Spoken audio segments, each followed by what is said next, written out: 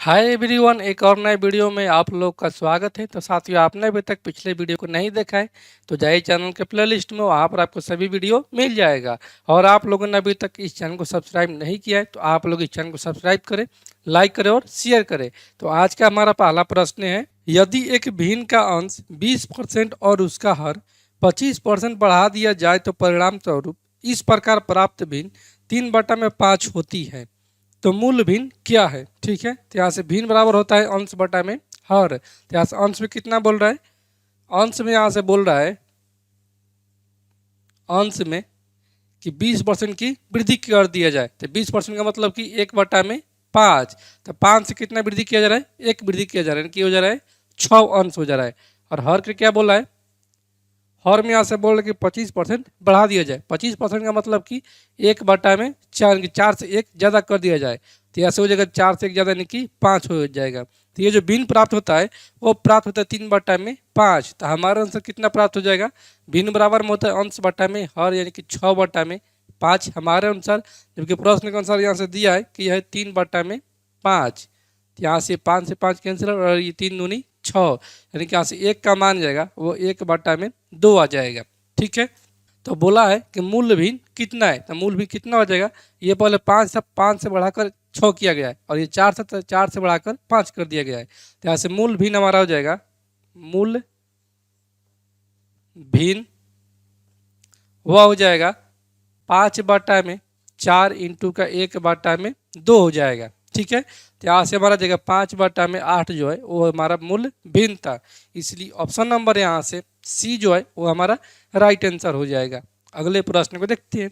अगला प्रश्न है, सीता अपनी आय का 75% खर्च करती है, यदि उसकी आय में 20% की वृद्धि हो और बचत में 1% की कमी हो तो उसकी व्यय में कितने परसेंट की वृद्धि होगी। ठीक है, तो मान लेते हैं कि सीता की आय जो है वो है 100 रुपया। तो यहाँ से सीता की आय जब मान ली है, किसकी आय है 100 रुपया, तो कितना व्यय कर रही है, 75% खर्च करती है, यानी कि 75 रुपया खर्च कर रही है।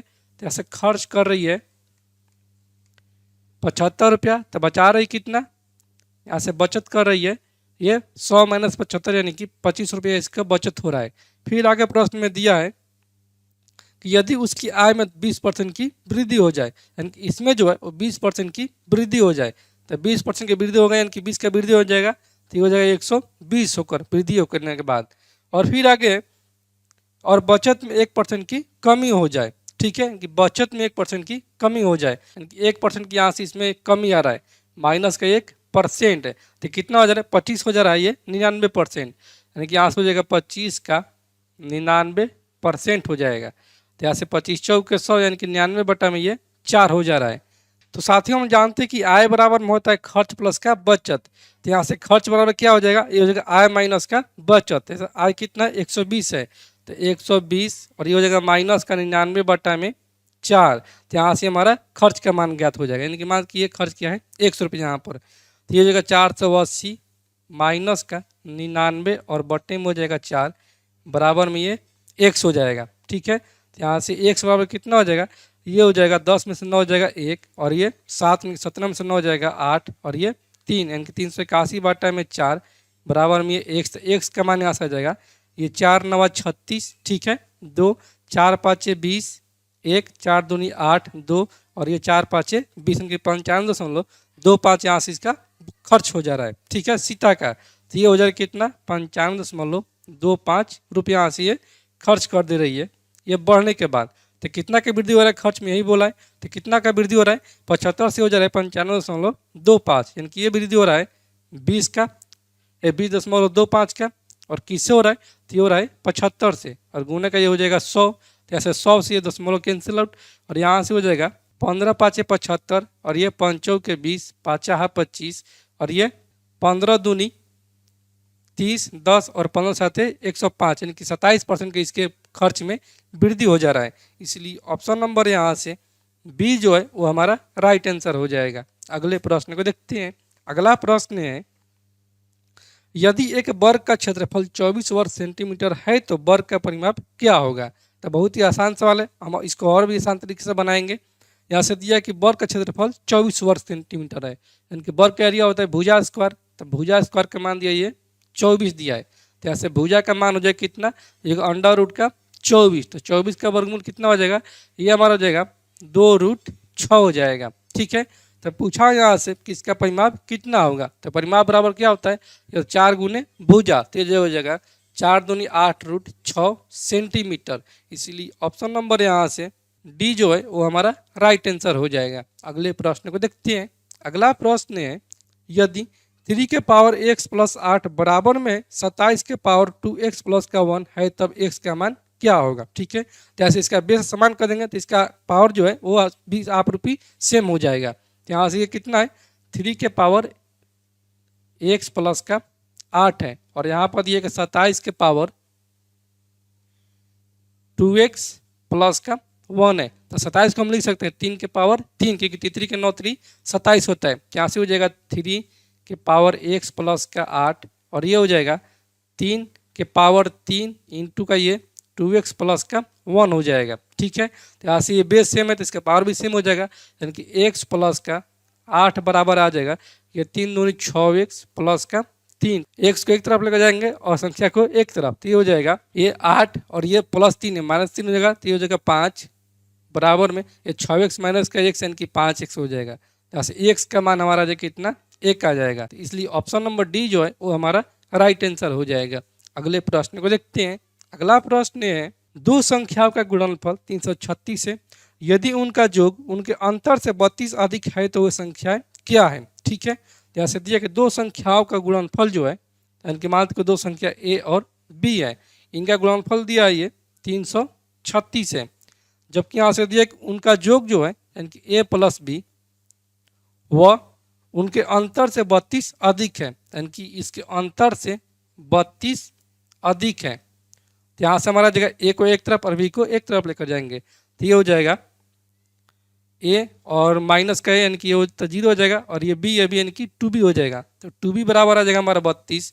तो b का मान यहाँ से आ जाएगा कितना 16 आ जाएगा। तो a का मान यहाँ से हमारा कितना आ जाएगा, ये आ जाएगा ये ए बी है 336, जबकि यहाँ से b का मान आ गया 16, तो यहाँ से a का मान आ जाएगा 336 और बट्टे में 16, तो ये 16 दूनी 32 1 16 यानी कि 21 हो जाएगा। यहाँ से b का मान सॉरी a का मान यानी कि यहाँ से a का मान आ गया 21 और b का मान आ गया 16 आ गया। तो इसलिए ऑप्शन नंबर यहाँ से डी जो है वो हमारा राइट आंसर हो जाएगा।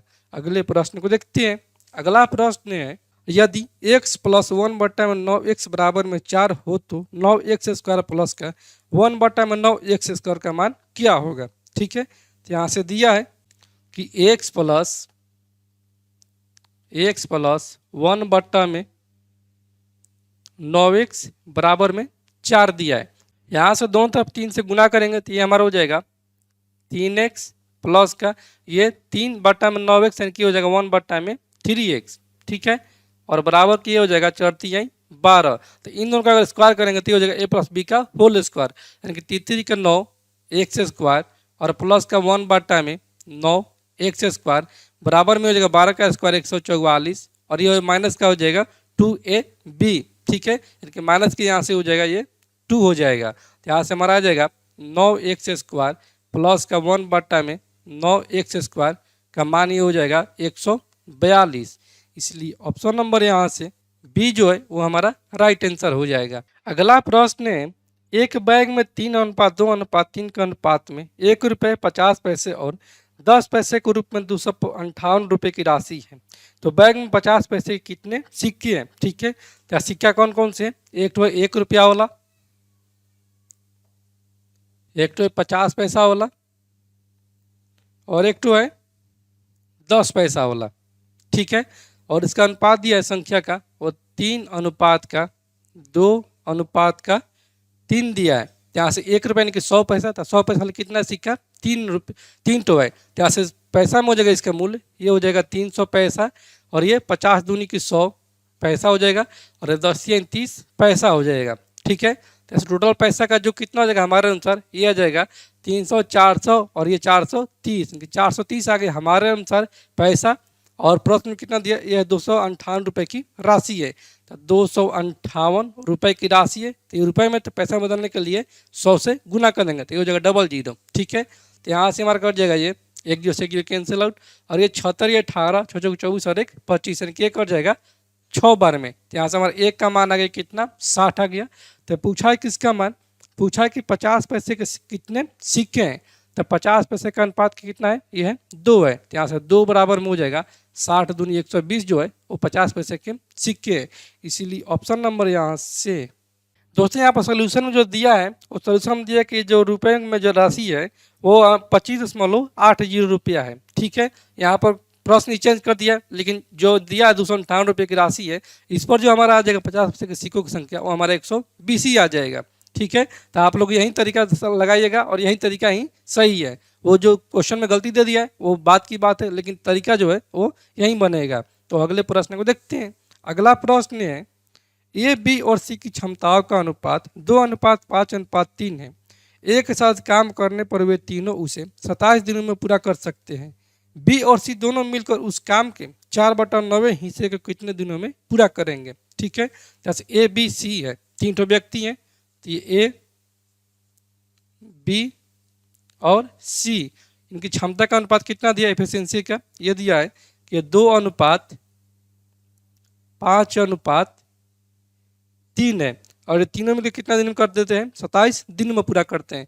यानी कि से जो डे दिया है वो दिया है 27 दिन। ठीक है, जैसे टोटल वर्क कितना हो जाएगा, टोटल वर्क यहाँ से हो जाएगा क्षमता गुने का डे। तो ये कितना हो क्षमता, 5 2 7, 7 3 10, यानी कि 10 इंटू का 27, ये तो हो जाएगा 270 यूनिट यहाँ से टोटल वर्क हो जाएगा।